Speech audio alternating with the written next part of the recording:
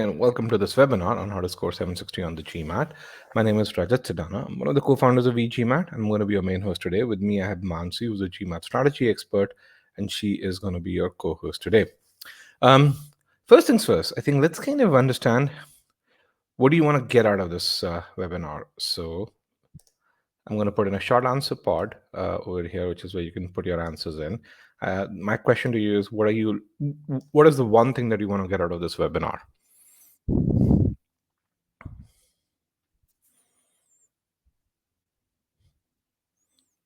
Let's get a few responses. For those of you who've just joined, the question is, what is the one thing that you want to get out of this webinar? Best practice score 760. Okay, tips, strategy. Let's get bit more descriptive with your responses. How do you start the GMAT prep? Motivation to study in a structured way forward. All right. Clear path to improve every week. I like that attitude.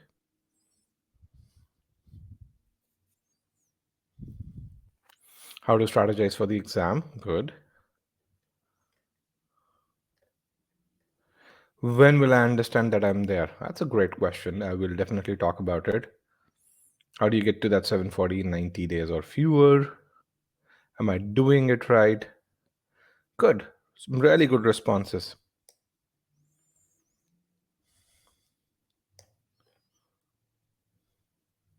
What differentiates EGMAT from other prep courses? Okay. Well, you probably, we can talk about this towards the end, but I'm going to share some stats, and I think that I think would be pretty damning. So, okay, so I have some really, really good answers over here uh, in this case. So most of what you've said, I plan to cover in this webinar. Just remember your answers, and then towards the end of the webinar, I'm going to ask this question as to, you had this expectation coming into the webinar. Do you think that has been met? And if it hasn't been, what aspects of it have not been met? So we'll talk about those towards the end. Okay. That is great. So I'm going to hide this poll over here. With that, we have about 85 students here in the webinar. I want to make sure that we get to know you guys better. So I'm going to ask a few poll questions. But before that, if you haven't seen our free trial, we have a fantastic free trial in which we have verbal and quant uh, free lessons as well as free exercises. It's an opportunity for you to know what we offer. If you haven't seen that, definitely check it out. Whether you want to learn something in sentence correction or algebra, you can definitely try it out. And if you want to evaluate whether eGMAT's right for you, you can write to us, or you can write to me at rajat@e-gmat.com. Also, we have some upcoming free webinars. We have a free geometry webinar that is tomorrow. If you haven't registered for that one, make sure you do that. And then next week, we have a reading comprehension webinar. That's exactly a week from now. The geometry webinar, we focus on quadrilaterals. So uh, we'll look at 700 level questions on quadrilaterals, and we'll start from the very basics and build your skills to a point where you would know the approaches to those 700 level questions, and you'd be confident that they won't seem complex to you. Similarly, in the reading comprehension webinar, it's a webinar designed to help non-voracious readers, so people who don't read a whole lot, to help them get to that 90th percentile. We'll talk about reading strategies. I will talk about the core concepts in RC and how they can help you improve comprehension. Once you do that, improving to that 90th percentile becomes fairly simple. So you can click on those register buttons and register for these. I'll also share the links later on during the webinar. With that, let's kind of get to know you guys a bit better. So I want to know, when do you plan to take the test? I also want to know, what is your target GMAT score? There's a poll question here for that.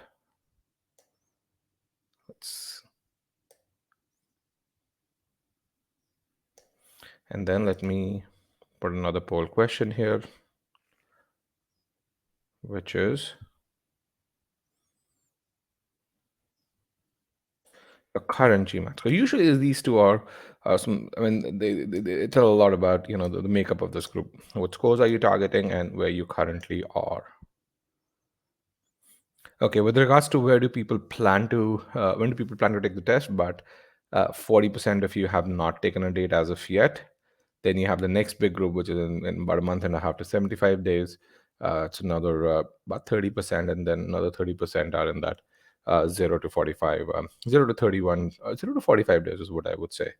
All right. I'm going to move this poll over here on the left hand side. That way we can compare them. And you can see about 30% of you don't know your current score. Probably you haven't taken a diagnostic test, and I'd be happy to share a diagnostic test that you can take. There's a Sigma X mock that you guys can take over here. So that will tell you your current score. It'll give you your starting abilities. And then with regards to the target scores, about half of you are aiming for that score of 99 percentile or better. Another 23% in the 730 to 750. And then another 21% in the 710, 720, in this, and then about 7% of you are in the 6 to 700 bracket. Well, thank you very much. And with regards to the current scores, you can see a good number of you are in that 400 to 600 bracket, and then you have about 17% who are stuck in that score plateau bracket between 610 and 650, and then uh, uh, we have another 8% in the 660 to 700. We have some very specific weaknesses over there, and then those who are in that 710, 720, you guys probably need to refine your skills to get to your target score or so. Okay. With that, let me go right into the webinar pane. As I go into the webinar pane, the screen will have changed for you. So you should be seeing how do you score 95th percentile or better on the GMAT. Now, just some ground rules here. I'm going to put in a yes/no poll question. So what you see is a presentation towards in the center, and then a Q&A or a question and answer pod below that presentation. Um, and, and, uh, and essentially that pod, which is pod below the presentation, which says Q&A towards the bottom left hand corner, is a place where you ask your questions and we respond to those questions. The place on the right hand side, this is where I'm moving this pod over here, is where I ask my questions and you respond to that. And yes, Joseph, this is a live webinar. So essentially, throughout this webinar, we're going to ask about. I'll have probably close to 50 polls here. So the way we make this webinar fun, because there is no video here, is through participation. And because when you participate, I get to know you guys better, and that way I'm able to modulate this webinar. Okay. And Joseph will definitely talk about, you're at 730. How can you get to that 780 score? All right. With that, let's and probably you'd be able to answer that as to how can you go from that 730 to 780. What are the steps you need to go through? Okay. So in terms of the fundamental agenda over this, I think one of the things, as I said, my goal with this webinar is to make sure that each one of you has a very clear idea of how would you get to your target scores, because each one of you is going to go through a fairly unique journey. Why? Because each one of you has a unique set of, brings together a unique set of strengths, a unique set of weaknesses, a unique set of constraints that are that again may very, very unique to you. As I said, you said the word unique a few times right now. And to make sure why you need a personalized approach to this, you've got to understand how the GMAT works. So we'll start with the fundamentals of the GMAT. And then from there on, we will move towards using the fundamentals of the GMAT. And by understanding your strengths and weaknesses, we'll look at what are the fundamentals of building a GMAT study plan, or even a GMAT improvement plan. The process remains the same. It's just how you apply the process, and then the inputs to that process are unique for each one of you. So, but we're going to take two case studies here of people going from I think it's a 630 to a 730 and a 690 to a 750. And we're going to really see how their study plans are fairly unique and how you can follow the same steps to build your own personalized study plan. And just so the same thing will apply to you, how you can use the you can follow the steps laid out over here to go from that 730 to 780. And then once we have that study plan piece, we're going to devote the last part of this webinar to really just say, okay, you have a study plan, you start executing on it. How do you know you're actually improving? What metrics do you track? How do you execute on it so that you don't waste time and you move forward? What's that attitude of the 750, 760 or 730 scorer that you need to have while studying? So what is that strategy for predictable success? That would be the last part of this webinar overall. So we'll keep this fairly simple overall, but we'll start with the fundamentals of the GMAT, because everything that we do is built upon it. Now, as I go through the fundamentals, there are certain things that you probably already know, or some of you probably already know. Even when you know this, I don't think you know how to apply those skills, and this is where we're going to really focus on the fundamentals and apply those fundamentals to come up with some answers on how to go about studying for the GMAT. Okay. Let's start with that. So this is something that you'll have me say again and again. When you think about acing the GMAT, there's one thing that is really important, which is building ability. And I want you to kind of write it down. I'll probably ask you to write down four things during this webinar because those are your four key takeaways. If you're able to internalize those, I think you'd be in a much better place with regards to your GMAT preparation. Okay. And this is something which is really important. Why? Because when people think about acing the GMAT, they focus on all of these things over here. They worry about all of these things over here. Stuff such as, hey, which section should I answer? Which question should I attempt? Am I going to be able to finish the exam on time? Can I sit through a 3 hour long exam? I mean, these things are important. But if I were to really do the 80-20 or even the 90-10 rule, this is 90 for me, this is 10 for me. And without this 90, this 10 absolutely has no meaning. This 10 actually starts to have meaning only if you have this 90 in place. Okay. And just to really talk about ability and say from the GMAT's ability is not an abstract measure on the GMAT. Ability is a very numerical measure. The GMAT actually measures your ability in 5 unique areas, and it gives you that score out of 800. So I'm going to compare two things. One is ability, the second is accuracy. So what is accuracy? Accuracy is something that we all understand. We take a 10-question quiz, we get 8 out of those 10 questions correct. We say our accuracy is 80%. It's what I call as an absolute measure. Which means when you say your accuracy is 80%, it doesn't tell you how well you performed compared to someone else. When 1,000 people take that quiz, maybe half of them actually answered 8 out of those 10 questions correctly. So even though your accuracy is 80%, your rank in that quiz is 50th percentile. Ability is that rank, which is it tells you how good you are compared to other test takers, and that's something which is really important. Why? Because um, let's take another 10-question quiz in which you have answered 7 questions correctly. Now, if those questions are all difficult questions where the average accuracy is 40% for each question, then even if you answer 7 out of those 10 questions, if you do the math, the probability calculations around it, you're going to find your ability is going to be close to 93rd percentile or so. Okay, for those of you who are quant versus, you can do that probability calculation and you'll arrive at that. How many of you over here are EG Math students, are paid students over here? Let's put in a yes no poll. Okay, that is good. Let me put in a short answer part as well.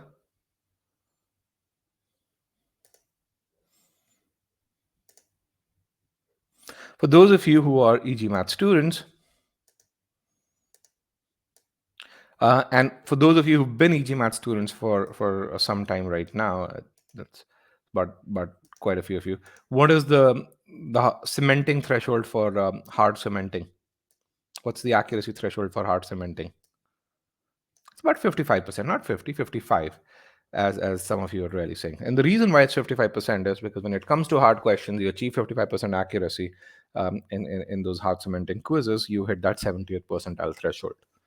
That's the math that we go around this. You get to that 60% accuracy, you start hitting that 80th percentile threshold or so. Okay, so so there is a lot of probabilistic math that goes behind designing those quizzes. Okay, so let's understand how the GMAT actually works and or how a computer adaptive test works. So GMAT's a bit more sophisticated than what I'm going to show over here, but humor me for the next I'd say about 8 to 9 minutes or so as we build this fundamental. So what we're going to do is we're going to compare two students, student 1 and student 2, and we're going to look at their GMAT attempts across 5 questions. Student 1, or case 1 as it's called over here, gets the first question, and let's assume for the sake of argument, and this happens most of the time as well, the first question is at that median difficulty. You can see this average difficulty line here. The first question is at that median difficulty level. Okay, student 1 gets the first question, median difficulty level, gets that right, gets the second question, which is slightly higher. Again, remember, this is a difficulty line. You can really see We are going higher on the y-axis. Gets that right as well. Gets the third question, which is even more challenging. Gets that wrong. As a result, he gets the fourth question, which you can really see, which is at a difficulty level between out of question number 2 and question number 3. How do you do that? You draw horizontal lines from 2 and 3. You can see the fourth question is between that. He gets that right. And then he gets the fifth question, slightly more challenging, gets that wrong. Okay, so we're going to simulate just the first 5 questions for each of these students. Then let's talk about student 2 over here, or case 2 as we call it. Okay. Student 2 or case 2 gets the first question, gets that wrong. Again, remember median difficulty level, so the test lowers the difficulty level for the test.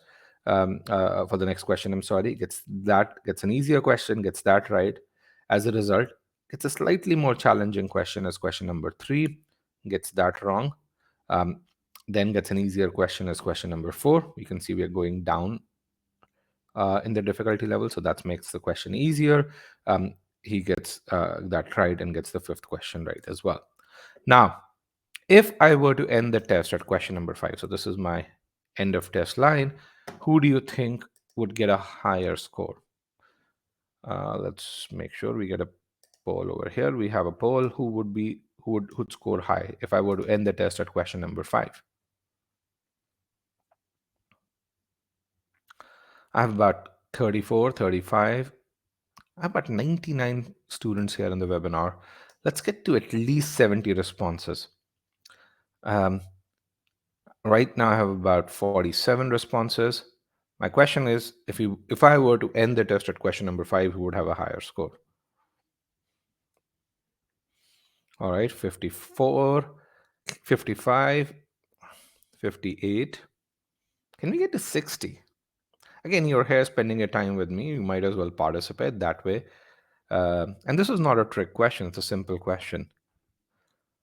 All right, I have 64 responses. Let me end the poll, broadcast the results. 84% of you are saying student 1 would get a higher score. Absolutely correct. But 16% of you are saying student 2 would get a higher score. For those of you saying student 1 will get a higher score, what's the basis of that claim? You're making that claim. What's your basis?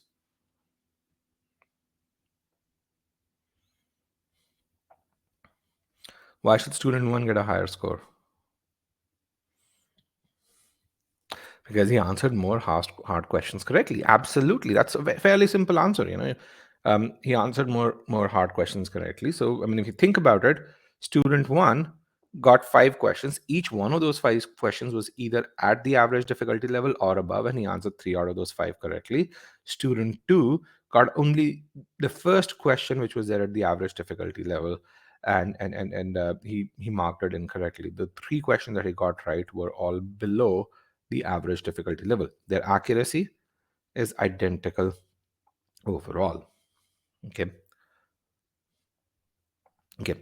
Now, did student 2 even get the opportunity to answer hard questions? Did the test even serve hard questions to student 2? No.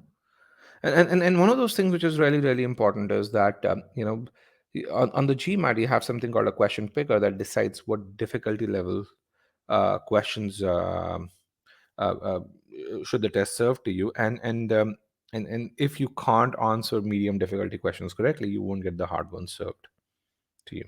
Okay. Atirat says, what percentage of accuracy should we have for hard questions to score a 99 percentile on verbal?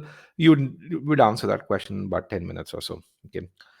So essentially, the thing that I want you to remember is that, on the GMAT, if you don't build that ability, you won't even get hard questions on the test. So a lot of people just, go into their preparation mode in terms of practicing questions, and they start practicing hard questions right away, thinking that that's what they need to answer. But again, if you're not able to achieve that high consistency on medium difficulty level questions, then you won't even get hard questions. So EG matters. What's your medium cementing threshold? Bare minimum that we really require you to get. 70%. There's a reason for that. Medium is usually 600 to 700 level. Absolutely. Yes, Ankit. Okay, good question. So when it comes to acing the GMAT, you have two chasms, two bare minimum two chasms to cross. One is to make sure the test serves difficult questions to you, and the second is to answer them correctly. Just in terms of this, remember that. Okay. Now, a lot of people think that when it comes to the GMAT algorithm, it's very, very difficult. The algorithm's complex. There's no point understanding that. Um, it's difficult to fathom the uh, the just how it works. How many of you have heard that GMAT's a fairly sophisticated algorithm, and so okay, uh, it actually is a fairly basic algorithm. And is anyone an algorithm designer here?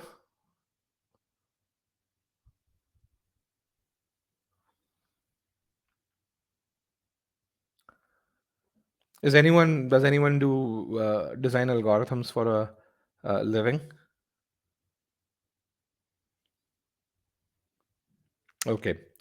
If you design algorithms for a living, when it comes to the adaptive nature of the algorithm, it was built on the what was state of art sometime in 97, 98, and it was built on what was executable sometime in 97, 98. As a former algorithm designer, I can tell you that. Doesn't mean it's bad, it's just not current state of art. And if you want to understand the GMAT, I think you this one question that you see on the screen is probably one of the most relevant ways. Has any one of you hired someone? Okay, for those of you who've hired someone, what I'm going to show on the next couple of screens, you're going to kind of find it very, very intuitive with regards to how you go about the hiring process. And the GMAT works exactly like that. Why? Because in the end, what the GMAT's doing is it's trying to hire you for the appropriate position based on your skill set. That's all that the algorithm's doing. It's behaving like humans do, by the way. In fact, it's behaving like a very tolerable human, or sorry, a very tolerant human, not tolerable, tolerant human. So think about a company where you have these five positions, and just simplified this, where you say, hey, director is my middle level management, my starting position is an analyst, and executive vice president is the topmost position that you can get. And so you get this person for an interview, and you say you've got to place this person somewhere, because that's essentially the job that someone's going to do.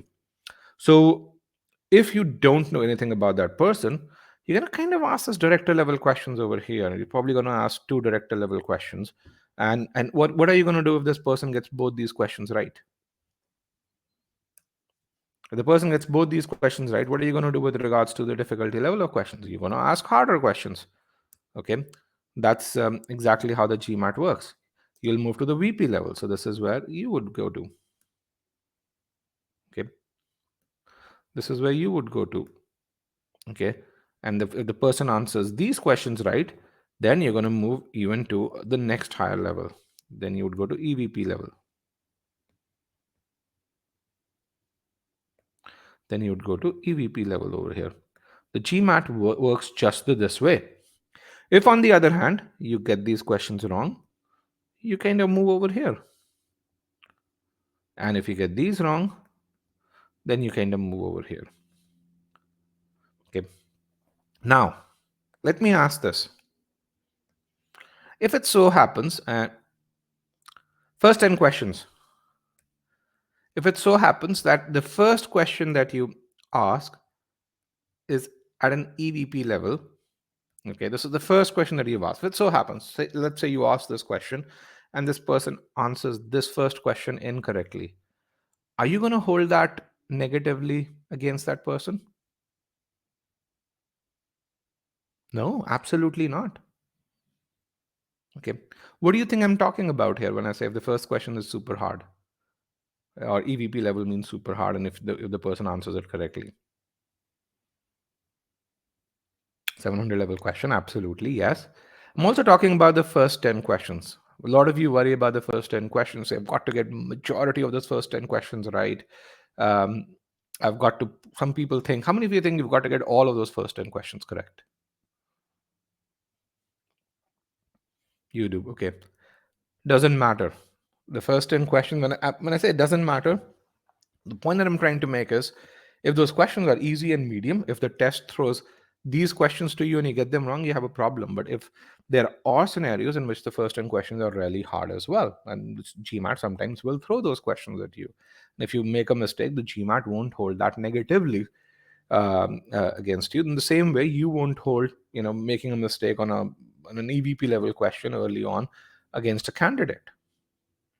Okay, so it depends on that difficulty level of the question. Now, of course, you don't know whether that question is easy, medium, or hard when you solve it.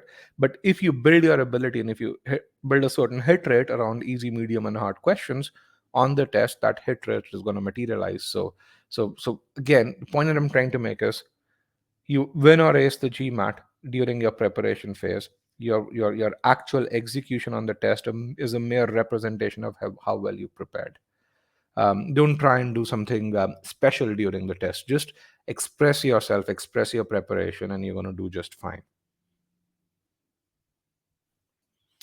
Ankit has a great question. He says, is it really worth to give more time to the first 10 questions? We're going to discuss that, Ankit, and I want you to answer this question. Okay. All right.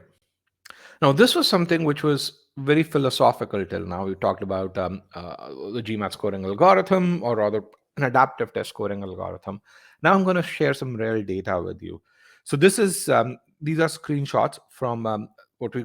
So, you guys now, what you give is the official GMAT mocks. Pre 2018 or pre May of 2018, we used to have this software called GMAT Prep software, which was the precursor to the official GMAT mocks, and that software gave us all sorts of insights on how the GMAT works. So what you see over here are GMAT prep attempts on the verbal section for two different students.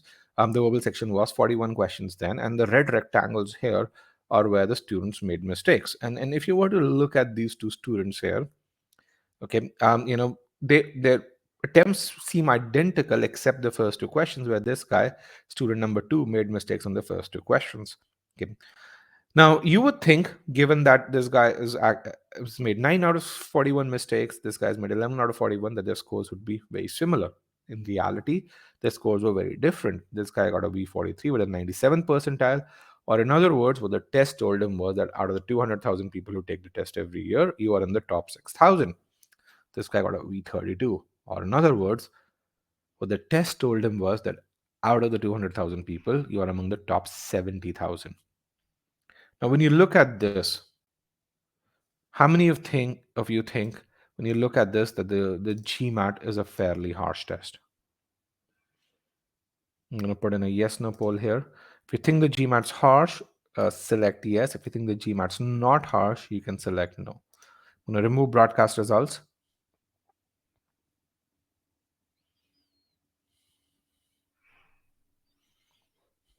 Okay, let's get a few more responses. I just have 38 responses here. Let's get at least 70, guys. It's a very simple question. Is the GMAT harsh? 50, 51, 52, 55.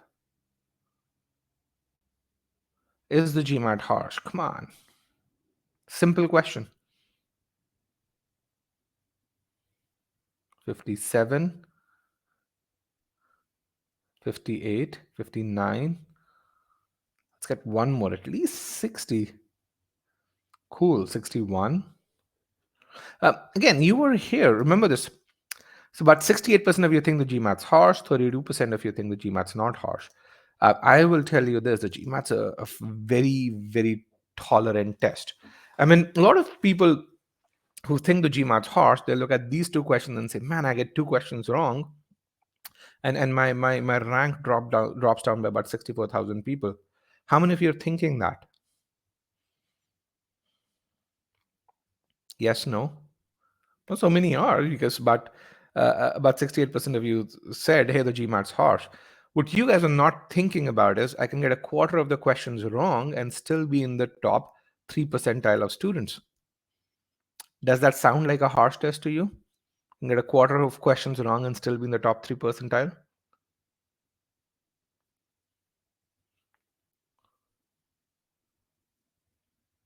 Yeah, it depends on which questions. Absolutely. The point that I'm trying to make is the GMAT gives you opportunities to come back from your mistakes. It's a very tolerable test. Okay, and we're going to really look at this, and clearly, again, I said accuracy is not a great measure on the GMAT. Ability is. This is actual evidence of accuracy not being a great measure on the GMAT. Okay, so the GMAT's not a harsh test, and just to really simulate this, what I'm going to do is I'm going to simulate this guy on our model here. Remember that hiring process we talked about? Let's kind of apply that over here. So student 2, or the case 2, got the first question, which was a median difficulty level, which means half the people who attempt that question get it right. He got that question wrong. Got the second question, which was a 30th percentile level, which means 70% of the people who got that, who were served that question, answered it correctly. Only 30% of them get it wrong. Now tell me, so as a result, the third question that he got was a 15th percentile question. So tell me, those of you who are quant whizzes here, what is the likelihood that a 90th percentile student will get a 50th percentile question and a 30th percentile question wrong, one after the other?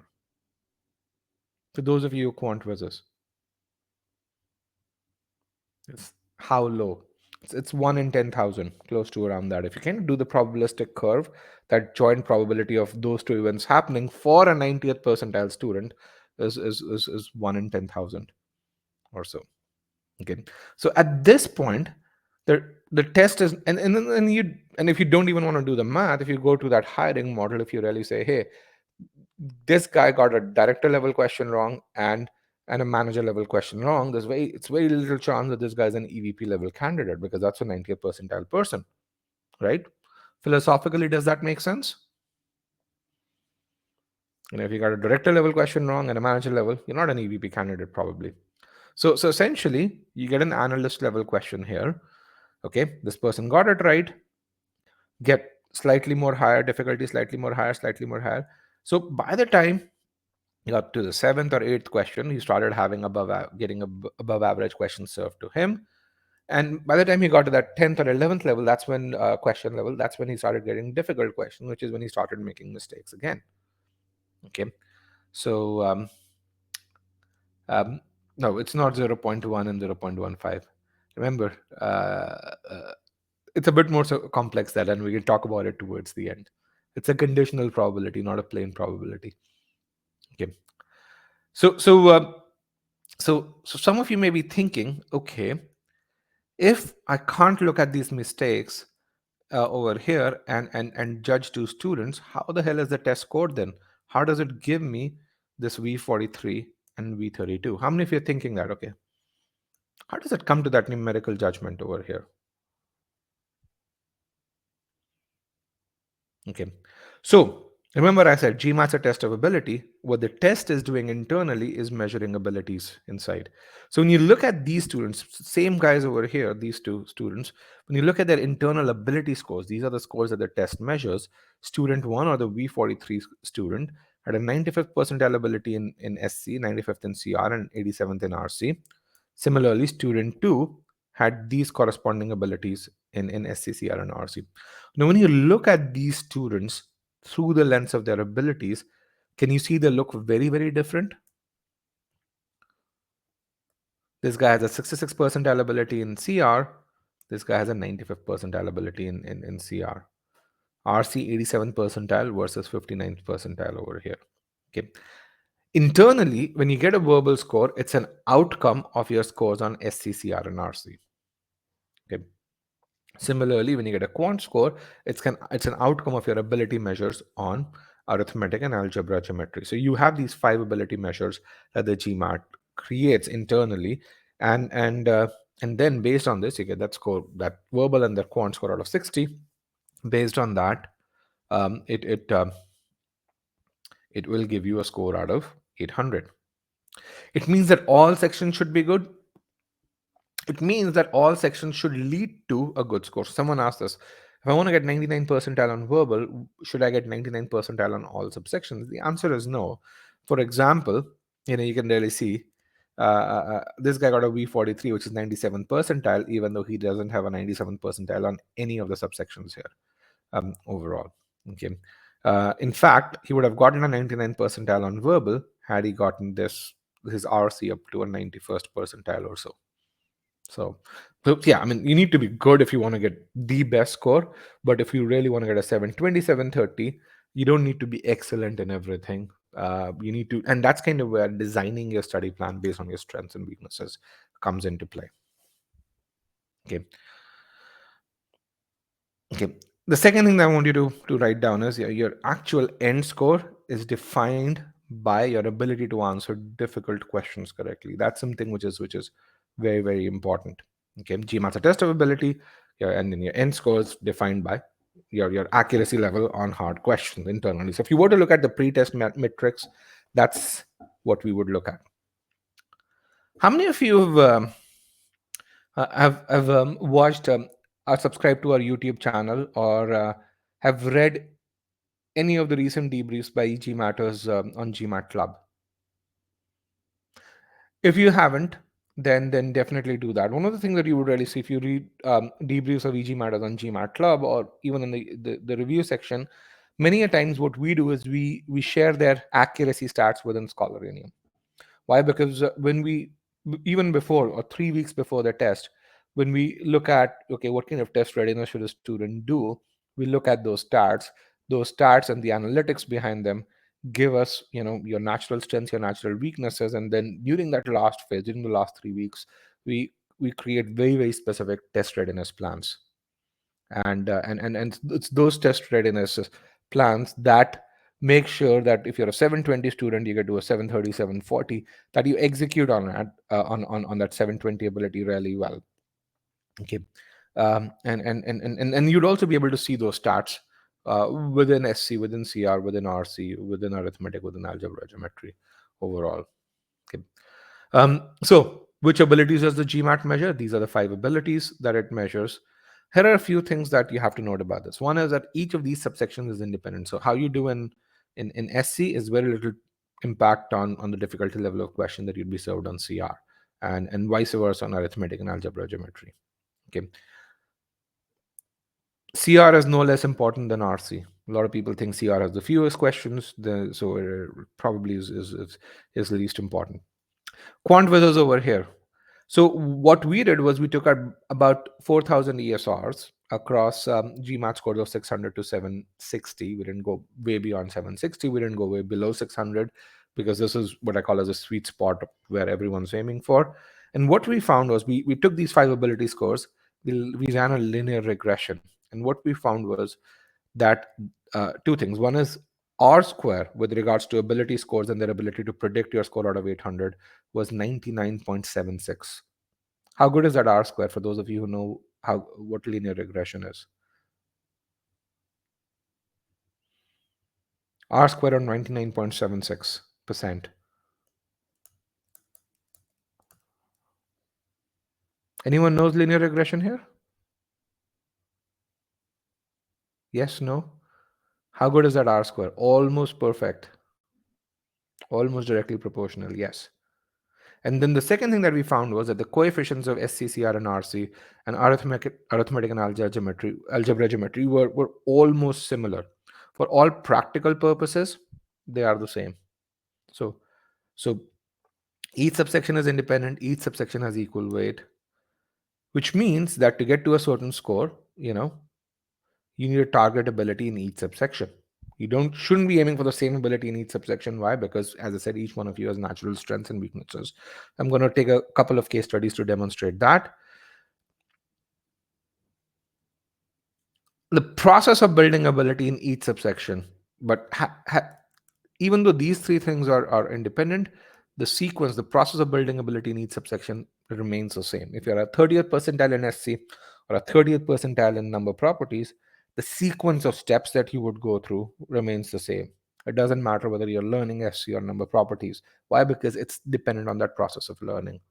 And then each one of you has a different starting point in each of these subsections. Okay.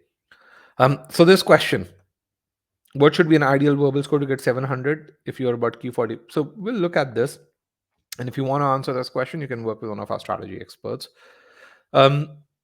Sometimes easy questions got wrong and tough questions got right, and then marked, okay, please, that question, if you can put that in the Q&A pod, I'll be able to answer that question in an appropriate time.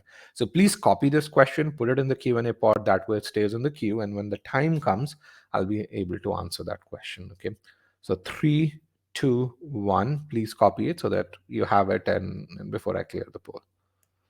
Okay, so one question that you have to ask is, when even before you start planning, you say, hey, what are my target ability scores in SCC or RC and so on and so forth. Don't just talk about, hey, I want to get a 740 on the GMAT. They say my 740 is going to be composed of these all ability scores. Get that number first. Okay, and you can see these ability scores on your ESR. How many of you have seen an enhanced score report? Just a simple yes or no. Okay. um, So if you haven't seen an enhanced score report, you should see that. It's something that, when you take the GMAT, you pay the GMAC. I think it's $35 now, and it gives you that. Or if you've not taken a Sigma X mock, take a Sigma X mock. We give you your ability scores as well. Here's a student who went from a V17 to a V40. And the reason why I have his debrief is because he shares his enhanced score report. I think we have a couple of students who shared their enhanced score reports on GMAT Club. So this guy is number 2 over here, 710, which says download ESR. If you click on this, you can download his ESR. Okay, so this is his accuracy chart across the verbal section. Where you can see what he followed is what I call as the the build maintain strategy, where in the first 20 questions on the difficulty level was relatively lower, he achieved high accuracy, which is kind of, if you have high ability, if you have that 90th percentile ability, that is what you would do. Again, even there he made some mistakes because these were more challenging questions, and the GMAT did not penalize him for that. In the last 2 blocks, he got almost half the questions wrong, yet he was able to get a 91st percentile on GMAT verbal. So again, when you think about acing the GMAT, it's about building your accuracy across different difficulty level of questions and the appropriate amount of accuracy. This is an example of that. Okay. Or in other words, you can make mistakes on the test as long as you make them on difficult questions. Okay. Now, let's talk about some key questions.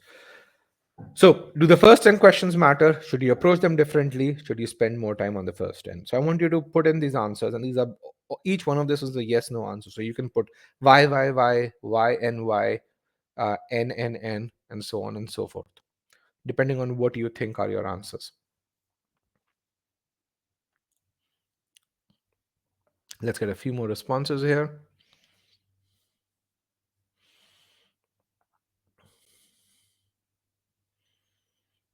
Okay.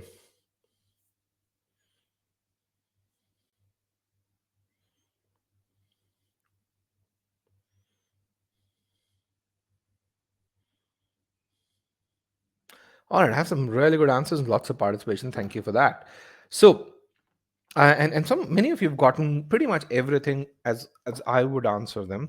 Um, so the most popular one, although I can't really figure it out, is YNN, which is how I would answer. To the first 10 matter, yes. Should you approach them differently? No. And should you spend more time? Absolutely not. Okay. And when I say spend more time, means more time on a similar question that you would spend if this the same question were in the second block of questions or the third block of questions. So it's relative to appropriate ones. Okay. Now, most of you got this right, where you say, no, you shouldn't approach them differently. Many of you are really got this wrong, as to me, and this is my opinion when I say, no, you should not approach them differently. And I'm going to tell you why that is the case. Why should you not approach them differently? Now remember, you ace the GMAT not during the GMAT, but during your prep phase. At EGMAT, we actually account for now about 65%. If you look at the stats in the last 3.5 months, we account for 65% of all 700 plus scores reported on GMAT Club. And GMAT Club is about 8 partners right now. Okay, and the reason why we do that is because a lot of that prediction, whether someone's going to score high or not, happens during, or rather a month before your actual exam, because of us analytics and Scholarium. The point that I'm trying to make is whether you're going to ace the GMAT or not, is dependent on your prep phase, not on the actual exam. In fact, there are a couple of students who have excellent stats on internal GMAT stats, and sometimes they go in because of the fact that they become nervous, they falter. We're actually interviewing one such student who had excellent stats, scored a 640 on his first attempt on the GMAT. He came to us and said, "Hey, I've scored a 640." We said, "No, your stats are not 640." We worked with him within 20 days because he had the ability. We fixed his test readiness. He scored a 760. But my point really is, if you have the right stats, you're going to get the right score. Okay. Now, how does that relate to this piece over here? Should you spend more time or not? If during your prep phase you're a 90th percentile student in let's say verbal or quant, then if this is who you are, then you automatically have these stats, which means your accuracy on medium difficulty questions is 90%.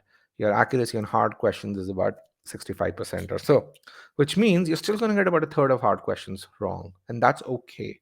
That's the very definition of a hard question. Now, what happens when you start approaching these questions differently? When you start approaching these questions differently, these stats no longer apply. Have you seen scenarios where you approach a question and you say, oh, you mark the right answer, and then you say, let me be extra careful, let me just go back, revise my answer, let me look at every scenario that is there, and then you even though you had initially marked the answer correctly, you go back and pick up the wrong choice? Has this happened with anyone? When you be extra careful, you actually go and pick up the wrong choice and your accuracy decreases. And when that happens, that's when these stats no longer hold true. That's when you underperform. Okay. So which is where I say, don't worry about whether it's the first set of 10 questions or last set. Approach the way you would approach those questions. And that way you express yourself in a way that maximizes your ability on the test. Some people actually even go into the test with an attitude of gaming the test, to really say, I know the algorithm, I'm going to game it, I'm going to get an unfair advantage. Doesn't work that way. It's very difficult to game a test such as the GMAT. What the reason why we talked about the GMAT algorithm here is to make your prep phase more effective, not to really just say, I'm going to game the test this way. Okay. So do the first 10 questions matter? Yes, they matter. Why? Because it's an adaptive test. So the difficulty level of next set of questions depends on how you do on the initial set of questions. That's kind of the fundamental principle. Okay. Um, but essentially, does it mean that you should approach it in a way to game the test, where you say, I'm going to spend extra time on the first 10 questions, that way I'm going to score higher than my natural accuracy on the first 10? That way, maybe I'm going to get a high score because the first 10 questions matter a lot. No, that can't game the test. The test will get back to you, get back at you. So that's something which is there. Everyone makes mistakes. Even people like Magdalena, who's currently a Wharton student, who got I think a V48. She made mistakes. This guy got a V47, who's a Booth student. He made mistakes on his test. As long as you make mistakes on harder questions, that's okay. Okay. So takeaways, don't worry about timing, test readiness, and so on and so forth in the initial phases of your test. Focus on building ability because that's paramount. Uh, don't well if you're in that test readiness phase and mock taking phase, don't change the way you approach questions, and even on the actual GMAT.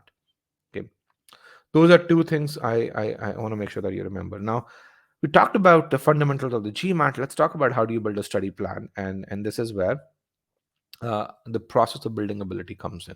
Okay, now tell me, why do you need a personalized study plan, and what does a study plan do? What's the job of a study plan? What job does a study plan do?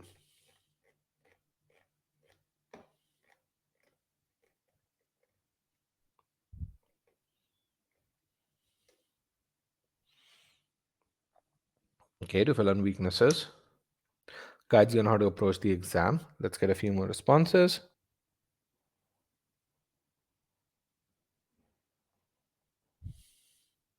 What is the job of a study plan?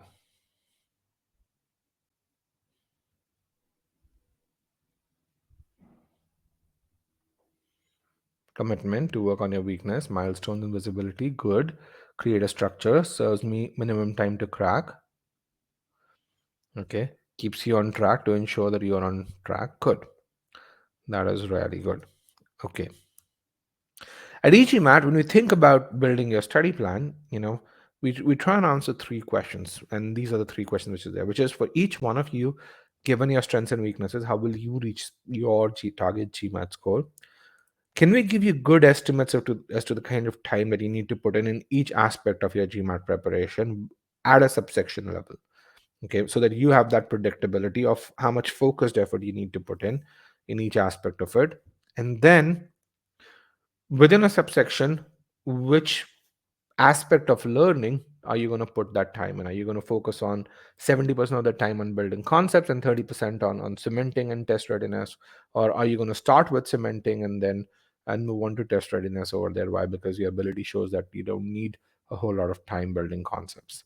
Okay, so we try and answer these three questions with using a study planner. So, and to illustrate how we answer those questions, I'm going to take a case study of two different students. Both of them are aiming for at 730, 740, 750 scores. Um, Ayush and Rafaela, they're both real students. This guy went to Columbia. She went to Harvard. Okay, so Ayush came to us with a starting score of 670. He had taken, I think, 3 official tests by that time. He was waitlisted by Columbia. Columbia said, "We love you, but your score's not enough. You need to improve your score. You're an Indian." Rafaela took a mock test in Sigma X mock and got a score of 600. Okay, so let's see how we build their study plans and how was their study journey different. So let's start with Rafaela. She, as I said, she gave a Sigma X mock. This was her first official attempt, but this is her starting score based on Sigma X mock, and she got a 600 with a Q36 and a V36. Okay, so these were her starting abilities. You can see the 3 abilities in SCCR and RC, and the 2 in arithmetic and algebra. These are abilities outputs from Sigma X mock. What are your initial observations? What are her strengths? What are her weaknesses?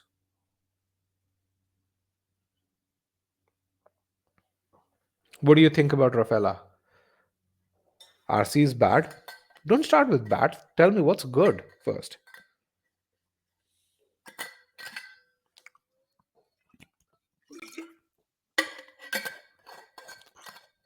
CR is good. CR and RC are good. Strong verbal, yes. All right. What about quant?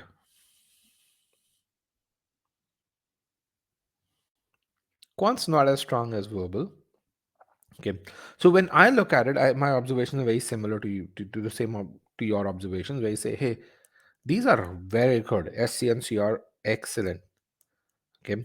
Um, RC needs improvement. Definitely lots of headroom there.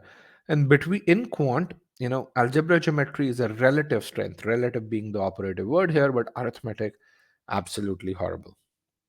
Okay, really, really low ability to begin with. Okay, so lots of work needed. Now her aim, she's a Brazilian, if I remember correctly. So her, she didn't need a 770, 780. She said 720, 730 is good enough.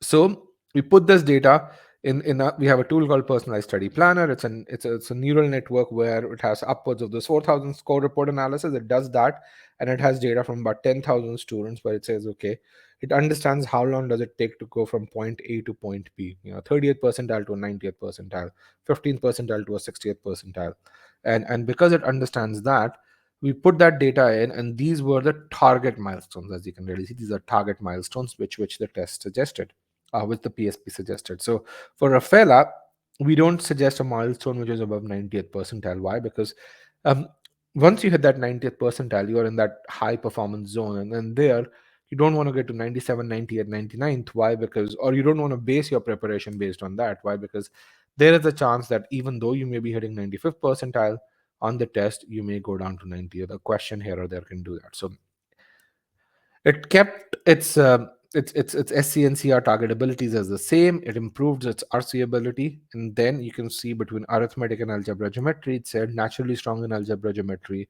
So I'm going to make sure that let's get her to that 83rd percentile. And then when it comes to that 730, let's only improve arithmetic enough so that she gets to that 730. Let's not try and perfect this. This was a judgment which was done on day 0.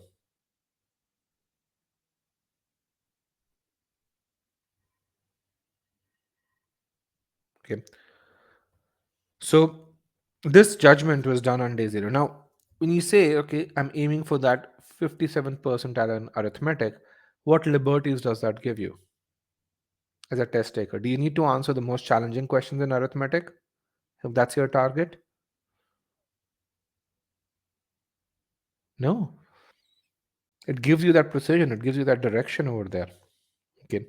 And this is really important for you to have on day 0 itself. To really say, this is what I'm aiming for, because it tells you what is it that you're not going to do. And which is why it's important to be strategic about such decisions. Okay. Now, given those things, it then generates time estimates. Okay. So, just a primer on how do you build ability. If you're an EG Math student, you already have gone through your course on building ability. So at EG Math, we talk about 3 stages of learning. And if you've learned everything implicitly or explicitly, you've gone through these stages of learning. The first and the fundamental stage is when you learn concepts and learn application. This is what we call as stage 1 of learning. The second stage is where you master application. Okay. And the third stage is when you refine to perfection. Okay. So for those of you who've heard a lot about EGMAT SC or EGMAT CR, this is the EGMAT SC or CR courses. For those of you who've been hearing about cementing, this is where we do cementing. And this is where we do test readiness and refinement overall.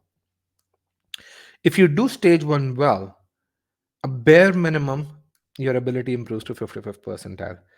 If you hit your cementing metrics, a bare minimum, you hit that 70th percentile. You could hit 80, you could even hit 90th percentile, but cementing thresholds ensure that you hit that 70th percentile.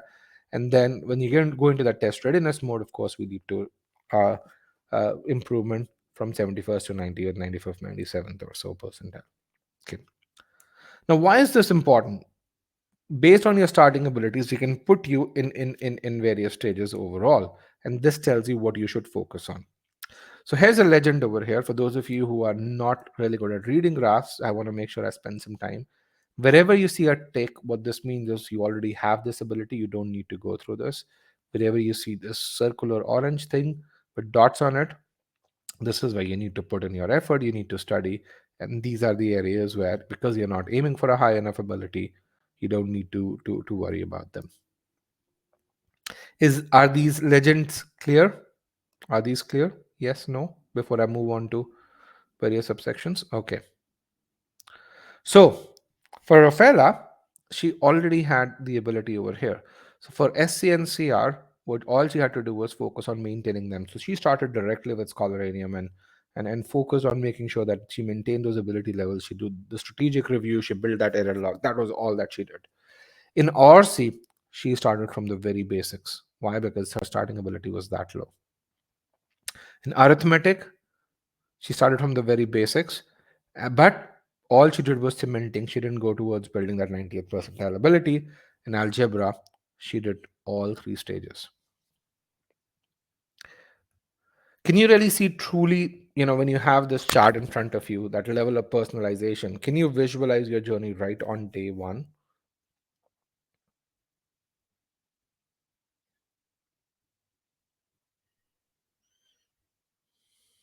Can I explain strategic review? I cannot explain strategic review. EG Math students, what is it? Because strategic review by itself for every subsection is about an hour long piece. It's our EG Maths process of building an error log. It's what we call as a behavior error log. It's not about going through the course again. Okay. So yeah. But if you're are you an EG Math student? If you're an EG Math student, towards the end of every course, we have a strategic review section. So if you go through the end of SC course, you have the strategic review section for SC, for CR, for RC, for number properties. Each of these places has a strategic review section. Okay. But in principle, that's what it is. How you do it, if you attend one of our error log sessions that we've hosted, or if you write to the strategy team and say, hey, I want to see an error log session because I've gone through the strategic review module, I need the next set of reinforcement there, they'll be happy to share those with you. Okay. All right. So, Rafaela study plan, did that make sense for everyone? Yes? Okay. Let's look at how Ayush's study plan is different. You can see Ayush's starting scores over here in this case. And so, even though he had a 670 on his official test, we wanted to get his latest score. We asked him to take a Sigma X mock. These were the scores. What are your observations from his starting scores?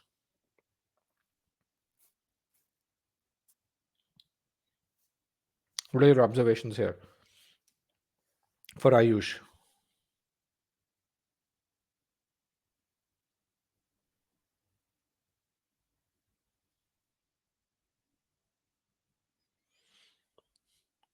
Not vocabulary.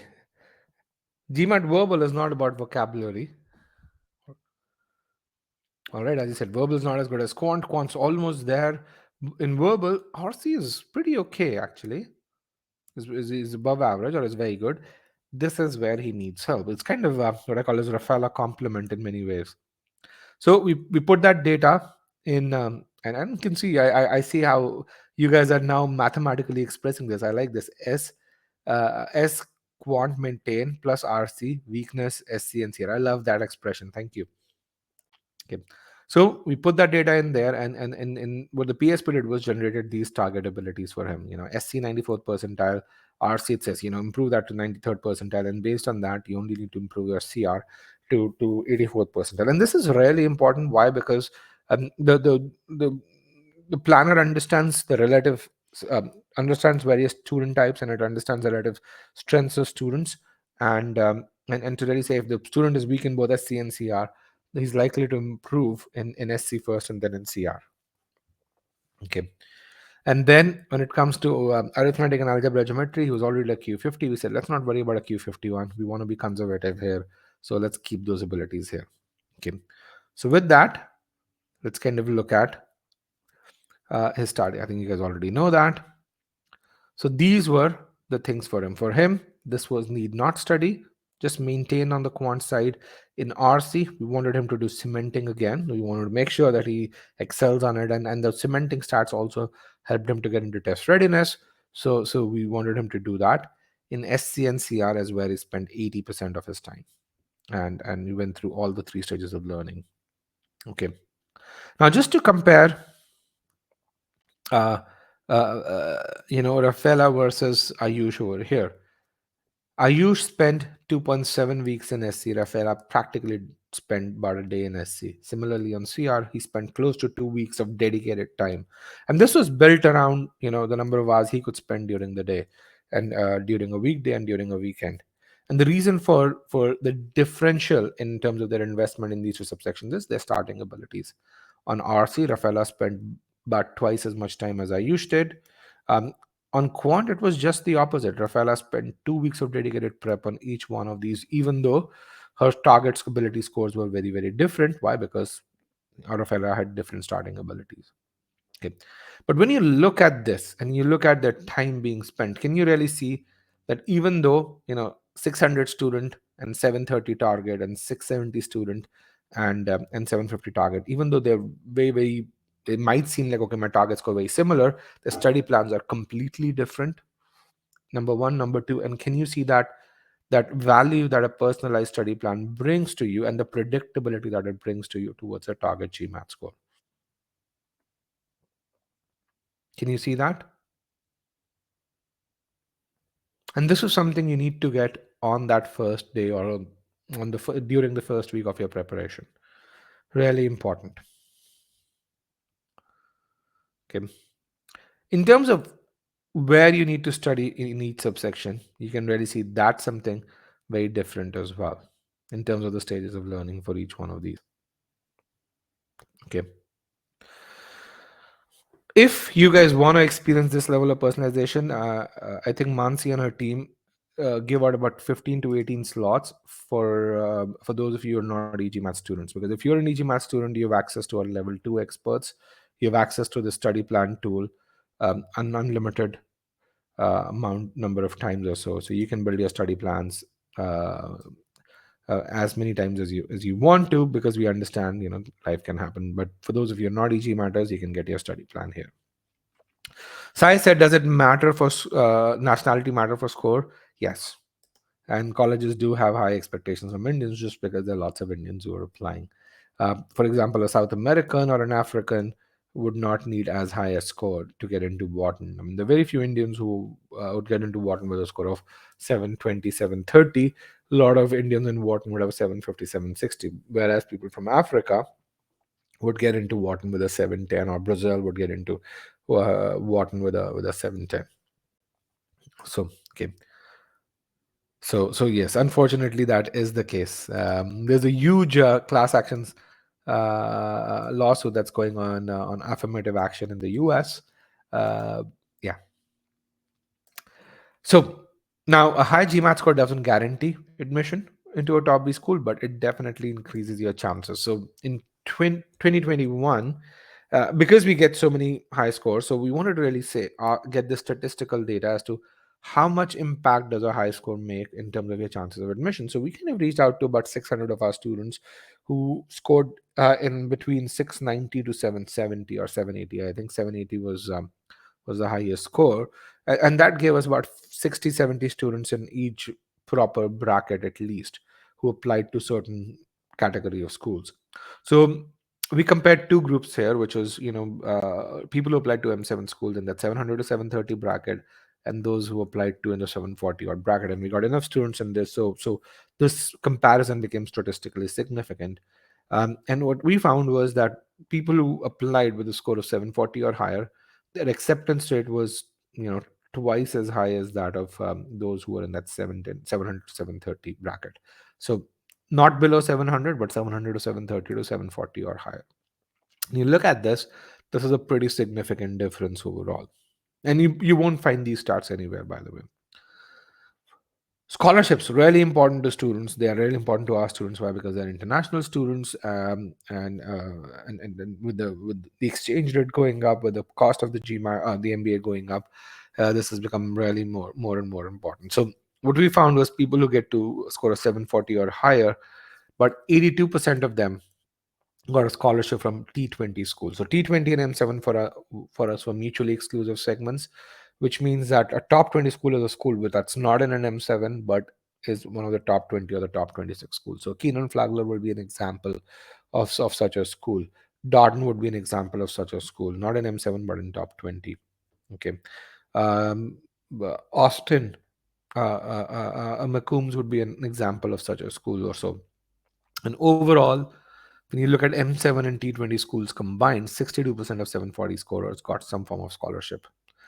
HEC European B schools, yes, it's a top 20 school, absolutely. I think if that's your question, it's just European B schools don't give out a ton of scholarship. They don't have a lot of endowment money. Scholarships are primarily limited to USB schools overall, and which is where a lot of people really say, hey, it's so expensive to study in the US. I say, no, you should worry about getting a scholarship. It's not expensive, and I tell them I didn't pay a single penny for my MBA. But yeah, as a school, HEC Paris is a really good school. Stern's a really good school as well. Yes, it's in the top 20. It's not an M7 school. Columbia is an M7 school. Okay, and this was a very interesting start for us, which is to really say, hey, and because I've always held this belief that even when you have a 730, 740, if not for an admit, for a scholarship, you aim for a 760 score. So we wanted to really just see what's the statistical difference in the amount of scholarship that people got when it came to a 740 or 730 versus a 760. Okay, and what we found was that when you compare 740 scorers to a 760 scorer, a 760 scorer, the median scholarship was about $90,000. For a 740 scorer, the median scholarship was about 55,000. So those 20 points were worth $35,000 approximately in additional scholarships. Okay. Any scholarships as INSEAD? Yeah, INSEAD does have scholarships, but INSEAD for me is at the same level as an M7 school. But in terms of a scholarship fund, the percentage of students that get a scholarship from INSEAD, that's nowhere compared to what would get, for example, in Booth, at Booth, or at Kellogg, or at Columbia. It's just European B schools don't give out a ton of scholarships just because they don't have the same kind of endowment money. What type of school is Macomb? It's a T20 school. It's a really good school. Okay.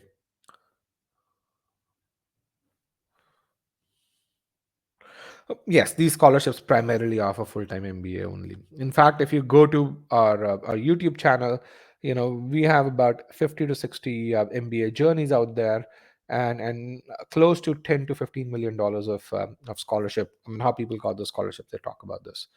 Um, to answer the strategic review question, that's the module in cementing. Yes, strategic review is a component of cementing only in the dashboard. Okay. So here's an example of a student his name is Victor Makula. He got a 770. He got a full ride from a bunch of schools. You can really see those over here. What happened to my color? He got a full ride from a bunch of schools over here. Um, how did he get to V44? This guy's from Africa. He used data and analytics to get to improve his verbal score or so. Overall, he's got about $350,000 worth of total scholarship or so. Another guy, Kong Bui. You, and you have all of these interview links. When you get the session PDF, you can watch these interviews. Um, got a 760. One of the things that you would notice is, this guy, his background isn't very remarkable, but he's done all the basics right. Great GMAT score, excellent preparation for the interview. Doesn't speak perfect English, but yet because he did that, he got full ride from 4 different schools. In fact, he got a scholarship from Ohio Fisher, where the school paid him $1,700 a month to study. Okay, and again, a lot of people think about extracurriculars. This guy didn't have a whole lot of extracurriculars or so, but all he did was he knew how the process worked, and he simply executed on that process. Okay. Um, Last year we held this session with one of our students, Akansha, who got 180K in total scholarships. She talked about, I think she had a 750 on the GMAT, if I remember correctly. She had a 750 on the GMAT, and she talked about how she approached this entire journey. Again, it's on our YouTube channel. You guys can watch it as well. And then overall, if you go to our admits and scholarship portal, you have 10 million per scholarship, and for each one of these, you can really see how they got into a certain business school, how did they prepare for their GMAT, how did they prepare for their application, how did they achieve that scholarship journey. Okay. And again, the reason we were able to do this was because we get that many 700 plus scores. In fact, if you go to GMAT Club's review section, all those reviews are organized chronologically. You can see over the last 3 months, over the last 2 years, how many 700 plus scores EG Matters have reported versus anyone else has. And if you look at the numbers since 2021, um, which is when we launched our Quant 2.0 course, you would find that EG Matters have account for 60% of all 700 plus scores. Everyone else combined accounts for about 40%. Okay. In fact, since 2021, 70% of Q49 plus scores are also by EG Matters or so. Okay. Again, I think the 5-star reviews are fairly simple. So take a look at this, and if you've not subscribed to our YouTube channel, definitely do that. I am Ahmedabad. 720 to 730 is a really decent score for it. Beyond that, of course, it does make a difference.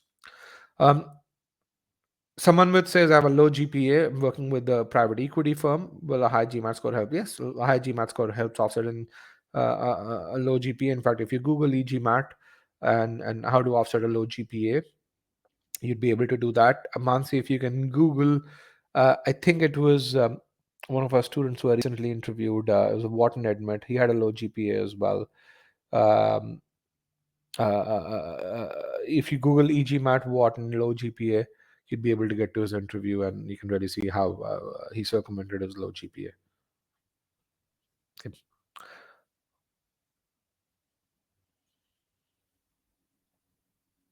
Okay. All right. So what have we learned so far? we've learned all of this. If you want to get to a top B school, you need score of 730 or higher to get there. You need to build ability. PSP helps you define where you need to focus on, and there are these stages of learning. Now, with that, let's kind of talk about the next piece here, which is how do you not get stuck at that 60th percentile? Okay. First of all, how many of you are stuck at that 60th percentile?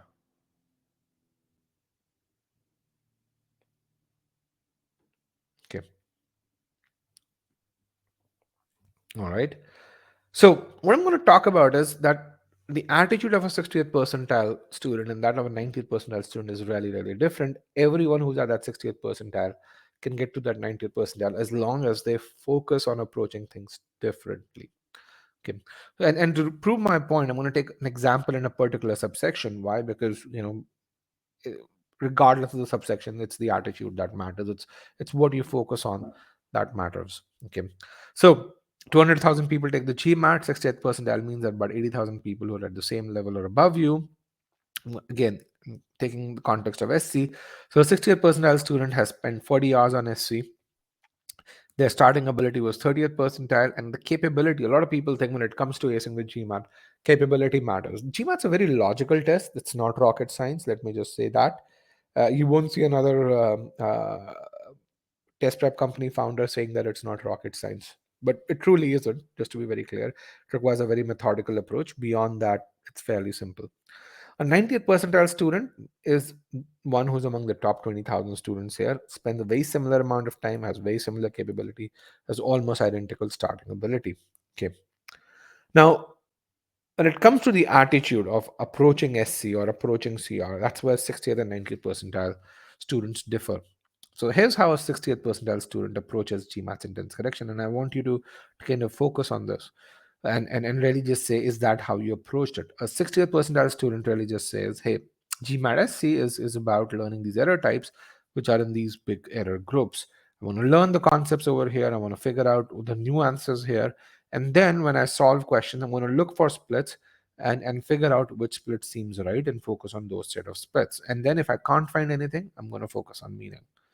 While they're learning, they actually go and read a book. They spend about 12 to 14 hours learning, and then 25 to the remaining 25 odd hours, out of those 40 hours, remember we said, uh, they spend that 70% of their time, or about 24 25 hours, practicing questions. 60th percentile students, does that sound like you? As right, you go through this and you spend primarily a ton of time practicing over there, and that's something that you do. A 90th percentile student understands that GMAT's intense correction is about learning sentence structures and how sentence structures lead to a certain meaning that a sentence expresses. On the GMAT, there are about 200 major sentence structures, and errors are built around these structures. Now, these errors are still in these categories, but it's these sentence structures that make a difference. A 90th percentile student focuses on learning meaning. A 90th percentile student focuses on building that ability to understand how to decipher the intended meaning. For him, meaning is a way to solve questions, not an error type. While learning, a 90th percentile student gets between 80 to 120 feedback points, and then he acts on that, or they act on those feedback points and does revisions wherever necessary. As a result, out of those 40 hours which are spent on it, about 25 to even 30 hours are spent on learning, and only because of that time and that feedback that's put over here, 30 to 40% of that time is spent on practicing. That's a 90th percentile student.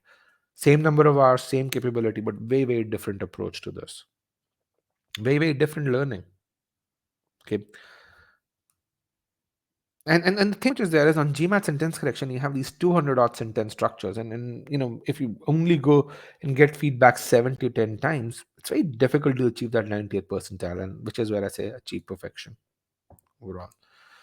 The other piece is if you have feedback on, let's say, a set of 10 concepts and you have 10 question quizzes, so you just don't have the granularity on that feedback overall. Okay. Now, many of you must be wondering, what are these sentence structures over here? And how many of you are wondering that? What the hell are these 200 sentence structures that you talked about, Rajat? No one's wondering? Okay. Okay. So I'm going to give you a question. It's a difficult 700 level SC question. I want you to answer this question the way you would. Now, again, remember, my goal is not to teach you how to approach GMAT SC, but just to expose you to that flavor of sentence structures. So solve this question the way you would on an actual GMAT SC, on the actual GMAT, and then we'll discuss this question. Meanwhile, I also see Abhishek and Suraj have put in 2 questions here. I'm going to take those towards the end.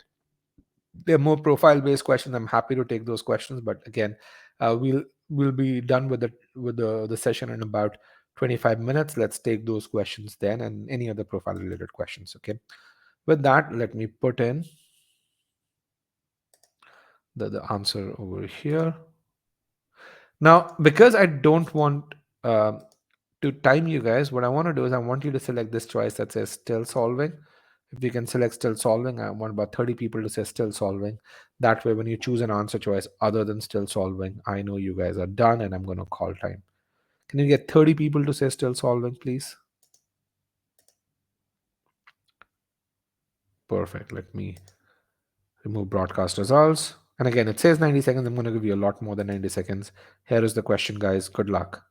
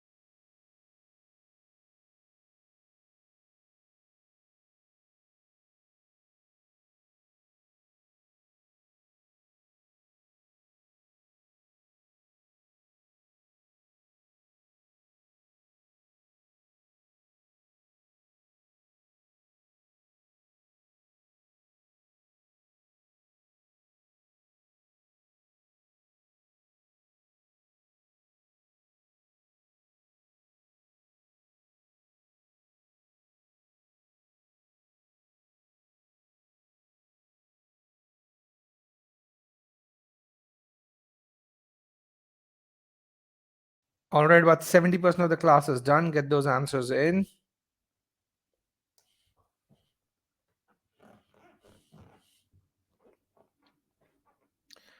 5, 4, 3, 2, and 1. All right, let me end the poll and let me broadcast the results. Here are the answers. As you guys can see, choices C, D, and E are really, really popular. About 90% of you have chosen uh, uh, one of these 3 choices. Each one of them is almost equally popular, as you can see by the count of students overall. Okay, so really, really good participation. Thank you very much. Over here, let's get down in this case. Okay. So the first thing is, when you think about this question, there aren't any splits that exist in this question. You really just see the church coined start. There are two options that start with the church coin. There are two other options that have while. There are the first four options have a contrast word over here in but. Uh, and there are a bunch of different sentence structures. So these four, but there is no contrast over here. Um, so the bunch of different sentence structures in there. So clearly, splits is not going to be an efficient way to do this, even if you could do it using splits. Okay, let's kind of look at the meaning based approach. And one of the key hallmarks of meaning based approach is to understand what is it that the author intends to communicate. Why? Because every sentence has a purpose. At EG we rarely say, meaning's way bigger than grammar. Why? Because the whole purpose of grammar is to ensure that you express the meaning correctly and you express the meaning in an unambiguous manner. Okay, so let's kind of understand what is it that the author intends to communicate through this. I'm going to go through this fairly quickly because, again, as I said, my goal is not to teach you sentence correction, but to just teach you the process and how 90th percentile student um, will attempt this question. And what kind of skills would a 90th percentile student need? So we said the church coined the date February 14th as Valentine's Day with an ulterior motive. So the church has coined the day February 14th with a certain motive.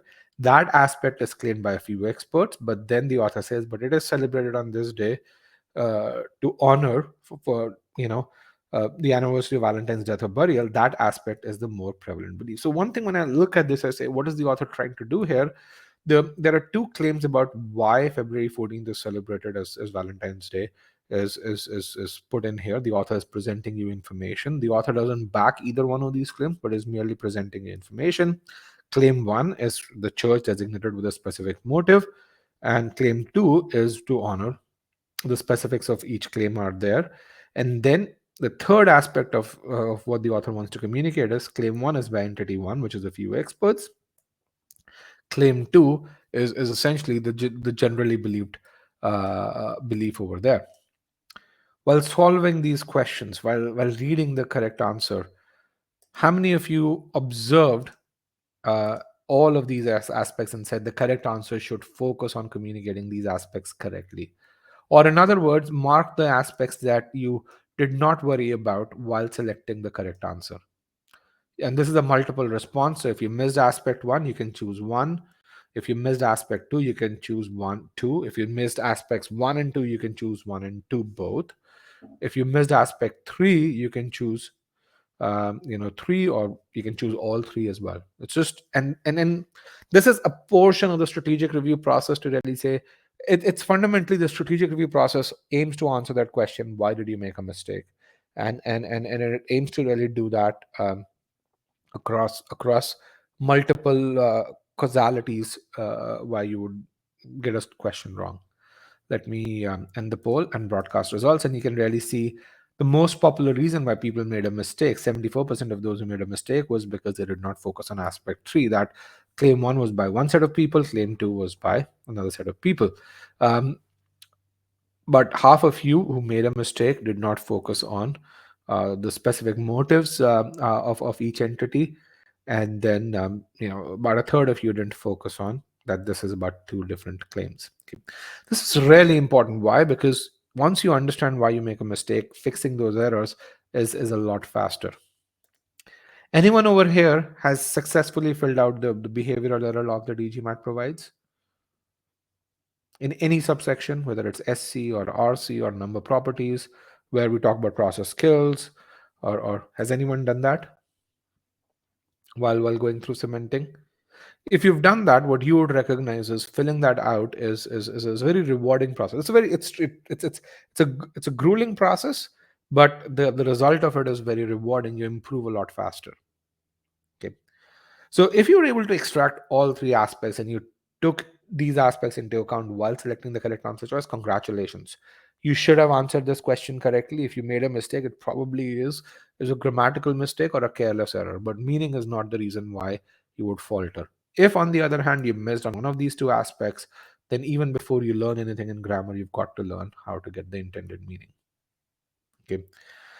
So now that we understand the meaning, let's kind of take that over here and really understand the errors of the sentence. Okay. So here you have a subject verb error. You have the church coin. Perfect. This is subject. This is verb. This verb is claimed does not have a missing does not have a subject. Similarly, this verb is does not have a subject. So we kind of have a case of missing subjects over here. Okay. Clearly, choice A is wrong. Very few of you chose this. Now, with this error analysis and with this meaning analysis, we now move on to analyzing each and every answer choice. At this point, let me share how you guys polled. This is how you guys polled. You can see the answer choice that you chose. Choice E was really popular, C was popular, D was popular, A and B, very few people bothered about them. Okay. Choice B says, while with an ulterior motive to Krishna is the pagan celebration of Lupercalia, a few experts do claim.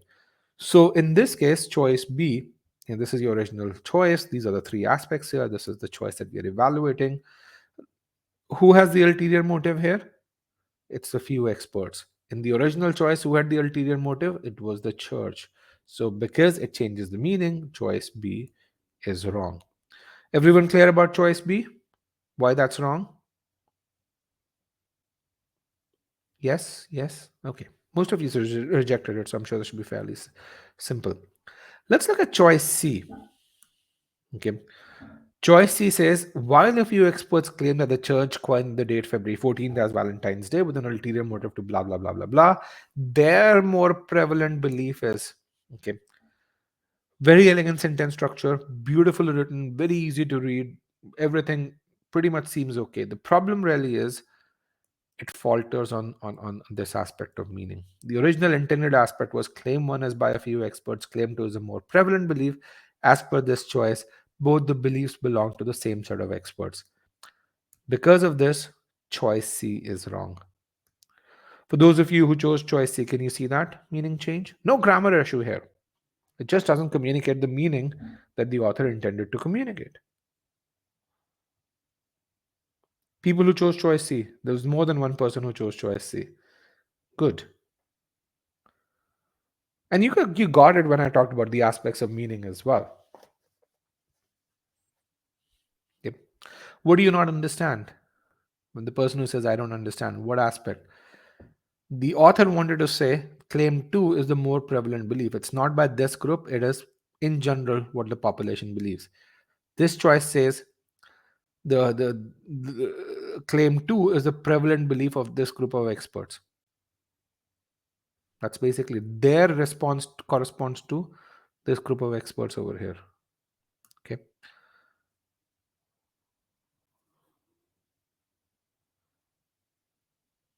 Okay.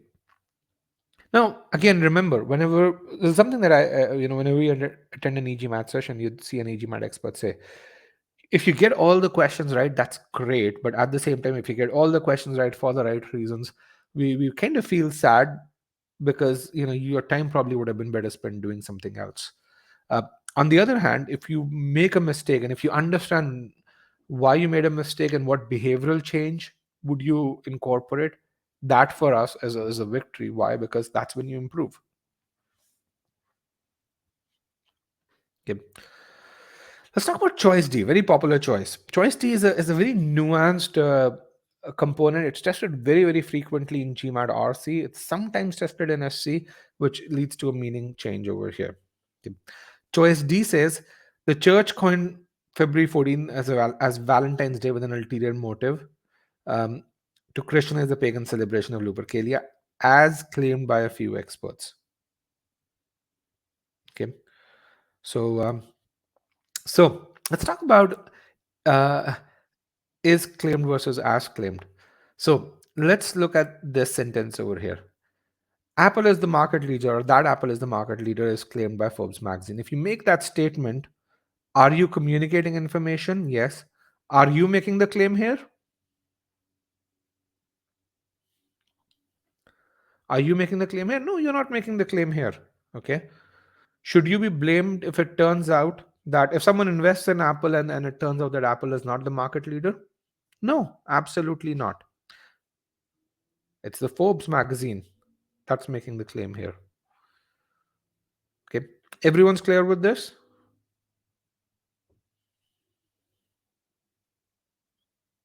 Okay, perfect. Let's look at this. Apple is the market leader as claimed by Forbes magazine. In this case, the moment you replace is by as, you have a problem. Why? Because here, yes, Forbes magazine is making the claim, but you're backing that claim by using the word as here. So are you communicating information? Yes. Are you yourself making a claim? Absolutely. And that's where you also share the blame. Is that clear? I have the two sentences again. And you put this in any context, you will really see that. Okay. In the original sentence, in both the claims, the author was merely communicating information. In choice D, in both aspects, the author is agrees with the belief over here, and which means he's backing the claims, which again changes the meaning. It's tested a lot in RC and it's tested in SC sometimes as well. Okay. Which brings us to the correct choice, which is choice E. But 36% of you got this, I think. That the church coined the date February 14th as Valentine's Day, blah, blah, blah, is claimed by a few experts. Again, you can really see the structure here. It's claimed by a few experts. The author isn't backing it. But the more prevalent belief is it is. So the author isn't backing it again. The author is clearly just communicating information. It is celebrated on this date to honor the anniversary of Valentine's death or burial. Okay. Why do people reject this? You know, one is they say, hey, what's the weird that doing in the beginning? That's one reason why people reject this. The second reason why people reject this is some people think there has to be that over here. Okay. And then the third reason is some people think is claimed as passive. Passive voice is wrong on the GMAT. How many of you rejected choice E because of one of these reasons? Okay. Now, if you go, these are what I call as misconceptions on the that people have. People think being is wrong on the GMAT. If you subscribe to our YouTube channel, you would see a video come in. I think it's going to come in either on Monday or Tuesday, where we say, in what scenarios can you eliminate that? We're going to give you about 4 case studies where you can eliminate that. We're going to give you exercise questions. It's going to come on our YouTube channel or so. So it's a great question. What if I eliminate an answer choice because I identified just one error or two, but not the full set of errors? Is that enough to reject a choice on solid grounds? Or what should be the case? That's a great question. So on the actual exam, so when you think about your preparation, I want you to, so can everyone see that question? This is a 700 level question. Okay. Can everyone see the question which is there? It's a great question. I want to take that question right now. Because it also pertains to a lot of what I'm talking about. When you think about your preparation, there are 2 phases that you have. You or what I call as in the one phase is your ability building phase, and the second is your exam phase. And there's a transition phase in the ability building to the exam phase. So when you're in the ability building phase, okay, at that time you're not timing yourself. You're building your ability. You're fine tuning your processes. At that point, make sure you try and get all the errors, and then if you miss a few errors but you still get to the correct answer, because in a sentence if there are 2 errors, you got just one and you're able to reject that answer choice correctly, that's okay, that's good. But make sure you penalize yourself and really put this in your strategic review, which is that, hey, I missed this one error, identifying this one error. Why? Because in a different question that error might be there. Okay, so that's kind of where you're in the ability building phase. You're going slow through questions. Again, your goal is to build ability. Very similar to when you're playing any sport, and if your goal is to learn how to hit a shot, you make sure you go through the process properly. Your feet are falling in the right position. The weight of your body is distributed as it's supposed to be. You're lunging properly if you're supposed to lunge or so. That's your ability building phase. In the exam phase, the moment you get to one deterministic error, of course, move forward. That's something that's there. But even when you're at exam phase, after the test, when you do a strategic review, make sure that you kind of go back to that ability building mode. Say, can I identify other errors before looking at the solution, and then look at the solution and see if there are any errors that you misidentifying.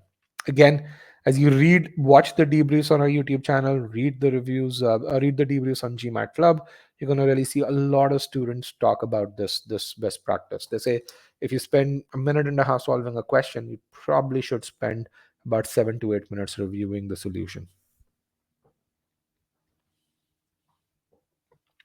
Again, depends on which phase you are in. Okay.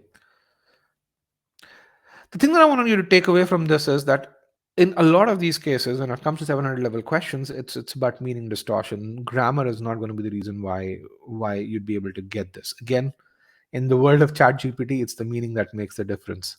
How many of you have used ChatGPT, by the way? Okay. And what's your feedback on it? It is amazing. I can tell you that when it comes to um, our work in terms of human efficiency, it does a huge job with regards to making humans more efficient. And that's kind of where the the value of logic, the value of actually structuring your thought process becomes way more precious. Why? Because if you can structure your thought process, ChatGPT or another similar AI program can help you create a really high quality output. Oh, it does tell you that, absolutely. It'll give you some really good generic advice. Does it talk about ability? It'll even give you 15 pointers actually, but it won't talk about the ability, actual abilities, and how do you build that personalized study plan or so. But yes, the generic answers that you'd get on the web, it'll do a great job curating those answers.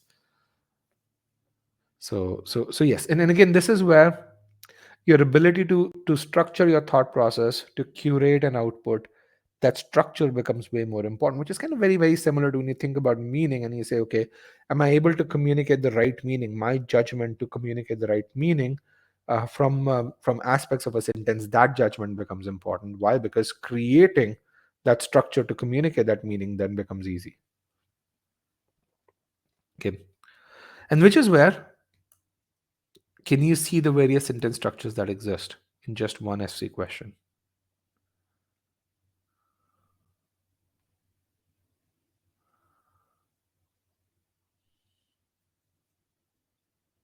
Can you see those structures in the one SC question that we saw? Yeah. And in just in this question, there are about 15 odd structures that existed. And you can really see how when they're organized one after the other, it leads to a certain set of unique sets of meanings over there. Okay. So how do you build this ability? Dennis has this question. What do you recommend? How can I improve? Is there any book or course? In our stage one, that's basically what we do. Payal, who's my co-founder, she actually invented the meaning-based approach in 2010. If you go back, look at Be the GMAT Club, go back to the old lectures, what you would find is for the first 4 years, 2010 to 2015, eGMAT was the only prep company that was talking about the meaning-based approach. 2016 is when other prep companies started using the meaning-based approach. Okay. Now, how do you excel on it? It's when you are going through the subject verb modules, pronouns modules, tenses module, the feedback that you get, that's something. Act upon that feedback, because based on your performance on concept files, application files, practice quizzes, it tells you when to revise this. And in fact, if you want to know how that feedback works, if you go to our website, if you play this video over here, you can really see how that feedback works and how it helps you get better over there. People who achieve that 90th percentile ability, they achieve perfection in all of these areas. Okay.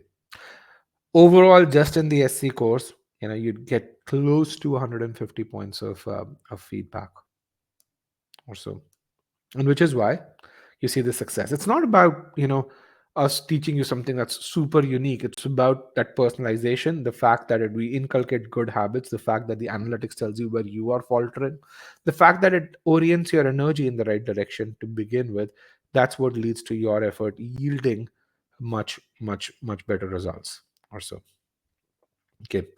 With that, I've come to the end of this webinar. Again, this is the overall summary of the process. If you want to get to a top B school, you need that 730 plus score. Again, to get that score, build your ability. To start building ability, start with a personalized study plan. Make sure for each subsection you go through the right set of stages of learning, and once you do that, make sure you focus on learning the right methods. Don't shortcut on don't learn shortcuts. Focus on building that ability. overall, and then use data to figure out where you need to revise concepts, revise applications, and do them right then and there. Okay. With that, check out the free trial, and good luck. I have a few good questions here. If you can put the question in the Q&A pod, that'd be good. If you can copy this question, but insert and put it in the Q&A pod, that would be really great. And meanwhile, on the short answer pod, if you can give me feedback on the webinar, that would be great. Here's your session PDF. And let me also bring in some of you been asking about uh, study plan. Let me just do that as well. Okay. I'm into CA final, irrespective of that. I'm preparing for the GMAT. So, do I have chances to get into top B schools? No. I mean, a lot of people take the GMAT, get done with it. Your score's valid for 5 years. But if you want to get into a top school, you need at least 3 years of work ex. So, so yeah, would you be able to get into a top B school after your CA final? Absolutely not. Okay. If you have 10 years of experience, uh, with a decent GMAT score, will Indian B schools keep you out? No, no. IIMs and IMB will actually take you with 10 years of experience. I mean, they're executive MBA programs, not their full-time MBA programs. ISB, you kind of are at a threshold, at the edge. I frankly would recommend, if you are someone like that, get a top GMAT score, get to a school which will give you a scholarship, go out for 2 years and come back. European B schools are lot more welcoming for someone with a decade of experience. Mansi, if you can share a link for top GMAT for MBA after 30. If you Google eGMAT MBA after 30, you'll get about 4 or 5 cases where people have done this successfully. Um, Discount for attendees. We have usually we put a deal towards the beginning of a month. We have a deal that you can click on. We're offering our 2-month course for 179. If you click on this, you can get a deal over here. I'm going to put this on the right hand side so you guys can have that. Okay. What is your recommendation to improve meaning in a structured way? Mansi, you can respond to Suraj, please. That'd be great. What is your recommendation to improve meaning in a structured way? Is there any book or course? Dennis, I talked about, go through the EGMAT course. You start with master comprehension. Master comprehension teaches you how to read a sentence, how to get the meaning out of it, what roles do various components of a sentence play. Then you go through, subject, verb, pronouns, tenses. Each one of them reinforces that again and again and again and again and again.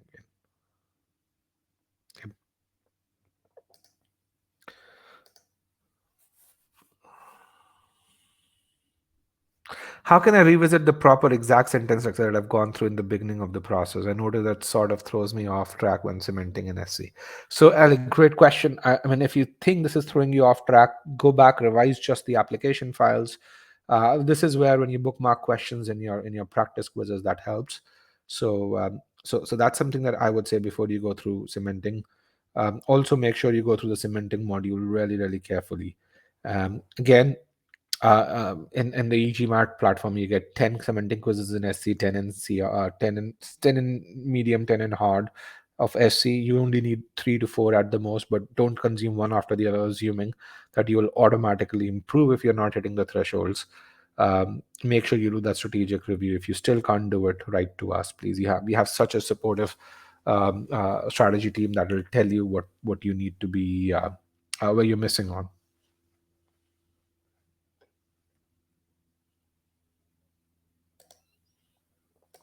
Ali says, I tend to solve a good number of questions correctly, but amount is not used for question is accountable a noun. You don't use amount, you use number for them. But forget to apply the structured process. Again, Ali, be deliberate about the process. It's great that your accuracy is there.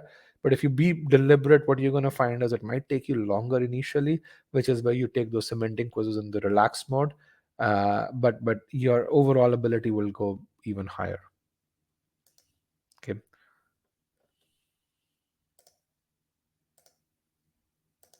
Let's look at the next. 5 years of experience, does it hold good for what score? Shobit, 5 years of experience is perfect. I mean, it get. So for me, the threshold is look at the schools that you're applying to.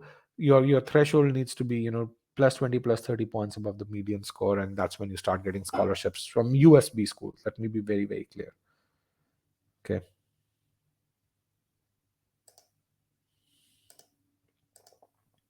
3 years of experience I've been working while studying for CA final. Would it be counted? Is it full time experience? Have you again? Remember, when you think about working, it's not about doing a job. It's about what have you done with regards to, hey, have you changed how a company does certain things? If you've created new processes, have you mentored people um, uh, during this time? Have you dealt with a difficult customer? So you may have 10 years of experience, but if you don't have interesting anecdotes over there, then you're not going to be able to essentially justify your candidacy at top B schools. On the other hand, you may have 3 years of experience, and and you may have a ton of these such experiences. I'm going to share a blog post with you, and you can really see what kind of experience this girl had. She got into every top school she applied to. OG is coming out in March, and should you wait or should you study from the old version? The official guide most likely is not going to change a whole lot. I'd be very surprised if they do. Actually, I can reach out to the GMA, see, um, and figure out. Usually, they do send us a copy prior to the release, so I can reach out to them and see what's going on there. What do they expect? But OG 2020 is still good enough to get a 760 overall. Or if that's not good enough, then 2023 isn't going to be good enough either. Again, the official guide is a book to practice questions. It's to be used during that test readiness stage. It's not a preparation guide.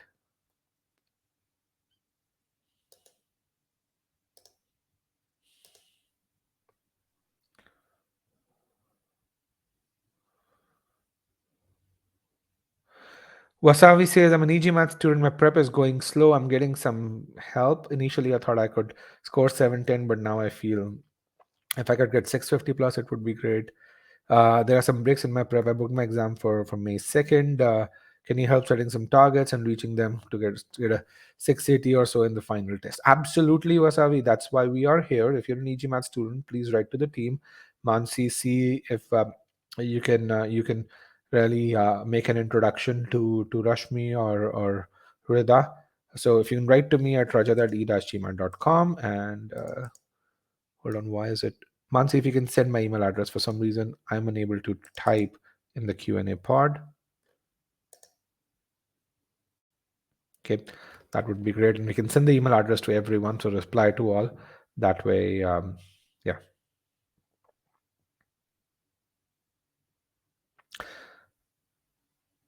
Atirat says, can I schedule calls with EGMAT support post purchasing during my prep?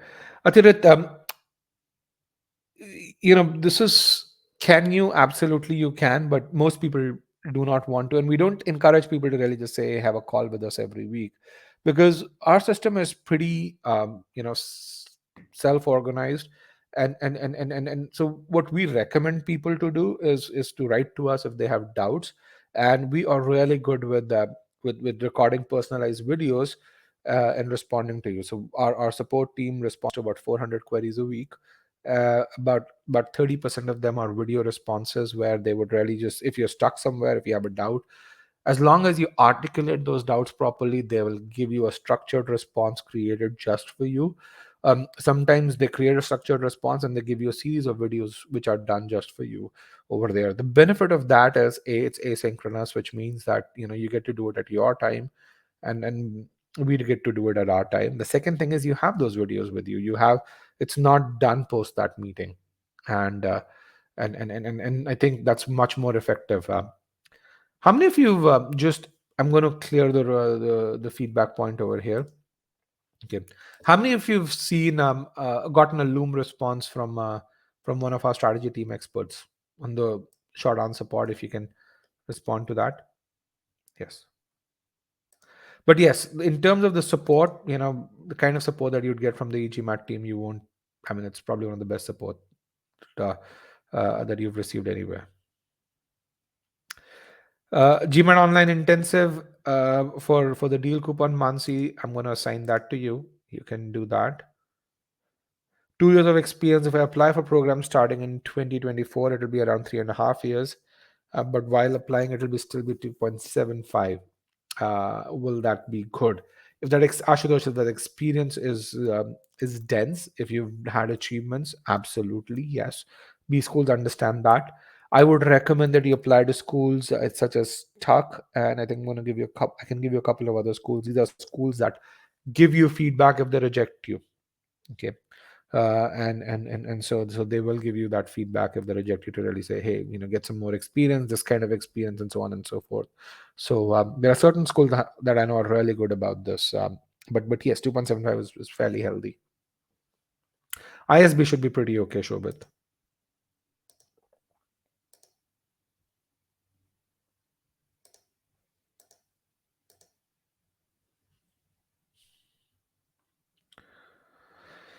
I am taking my GMAT in 12 days. How many hours should I put towards preparation, Gloria? I can't answer that question. I don't know where you are. I don't know what your target score is. So we need more specifics, which is where if you click on that get your study plan, we can answer that question once we have that data, not without it. We're very data driven as a company. Um, the same thing over here. I see a question in the short answer pod. What program is recommended if you're looking for a 110-point increase in 3.3 and 3.5 weeks? Every program will work. Our courses are the only thing that's different about intensive, focused, and 360 is the duration. So every program will work that way. The thing which is there is essentially how much effort can you put in. Okay. Um, so I mean, here's a guy who improved by 110 points over here. I'm going to post his journey, and you can really see, this guy, if I remember correctly, took about 3.5 months to do that. And but again, it depends on the number of hours you put in every day. Okay. 110-point improvement in 3.5 weeks. 110-point improvement is about 140 to 150 hours of investment. So you can really just see it's a lot of effort that you'd have to put in.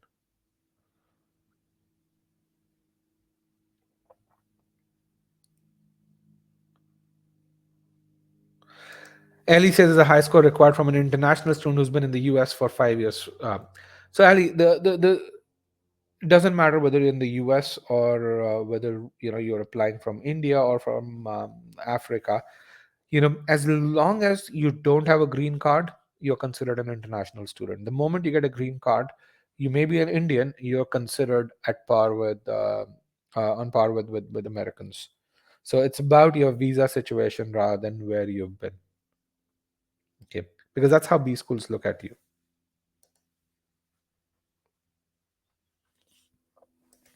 10 years of work experience across Hong Kong, UK, scoring in 690 to 700. I'm an Indian male. I'll speak 4 languages. That's great. Is this something that looks like a good profile? I think it does. I would say it does. I mean, I would have been happier if that GMAT score were 720, but overall, I think it looks like a solid profile, Arnav, to me. Again, I don't know what's in that 10 years of experience. So but just from what you've shown me, it does look like a solid profile to me.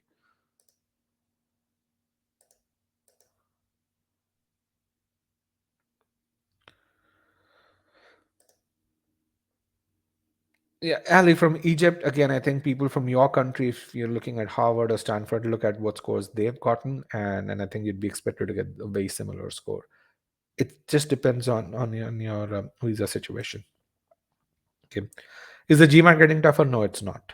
Let me just be clear. The GMAT's still the same what it was since 2010. That's the last time there was any general enhancement. The GMAT is not getting tougher. Okay, as much as you you think a test prep company founder would say that, no, it's not. It's a very standardized test. It maintains its statistics very, very closely.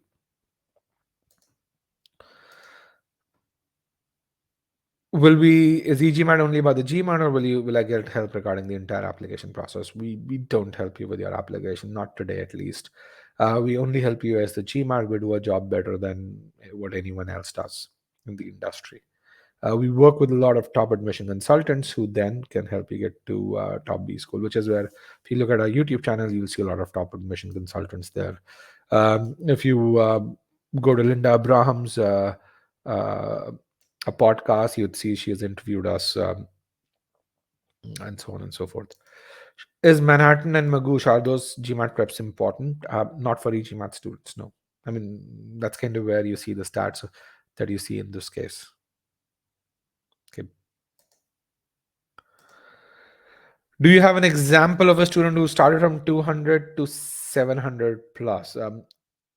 I don't have one, but frankly, Ariel, the fact that you've written this sentence tells me you're not a 200 student. Let me just be very clear. Okay. We have lots of people who've gone from 400 to 700 plus. I can give you those examples. But yeah, 200 to 700 plus is not. I mean, frankly, there aren't that many people who are at 200 who aim for 700 plus goals. Let me just be very, very clear. And then you are not at a 200 level student given the way you've written this. Let me also say that just based on this one sentence.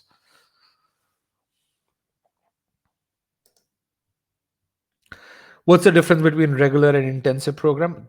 Duration. Regular, so it's not regular, it's focused. It's 179. It's a 2-month program. Or it gives you access to everything for 2 months. Let me just say that. It's not a 2-month program. It gives you access to everything for 2 months. The intensive gives you access to everything for 4 months. And it's how you use it is something which is there.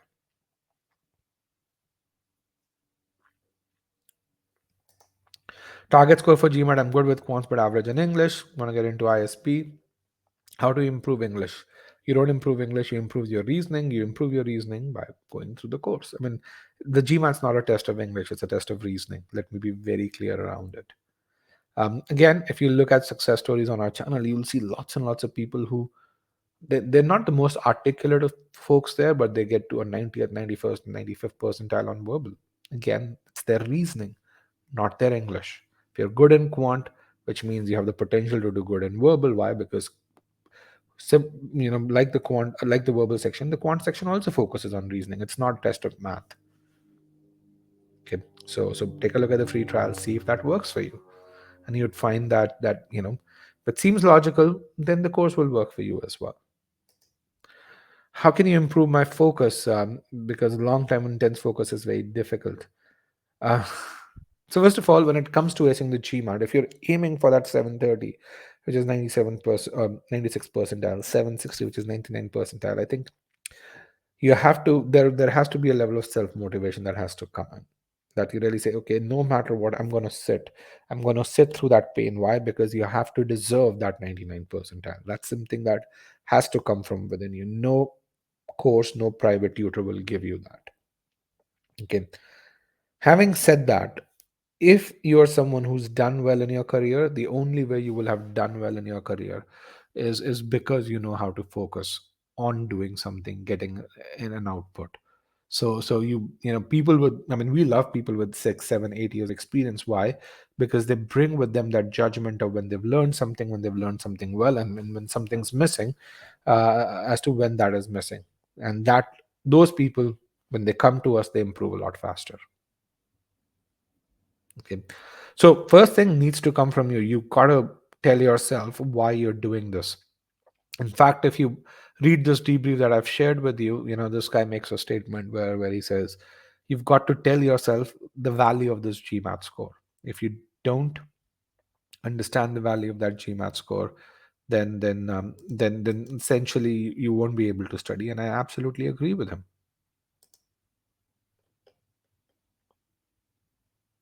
Okay. So yeah, 1.5 years with a good GMAT score, is that good enough? Slightly lower side, Pranjali. For Indian B schools, maybe good enough. For USB schools, it's on the lower side, is what I would say. Okay. All right, guys. With that, I want to thank everyone for joining me today. Remember, we have the geometry session tomorrow. Let's, if you need help with quadrilaterals, if you need help with data sufficiency questions, then definitely join me for that webinar. Okay, thank you and have a great day. Link for the geometry session. Let me actually do that. Let me give you the link for the geometry session. Here's the link to upcoming free webinars. You have the link to RC as well as geometry. You can click on this and register for that. Okay. All right, guys. Thank you very much.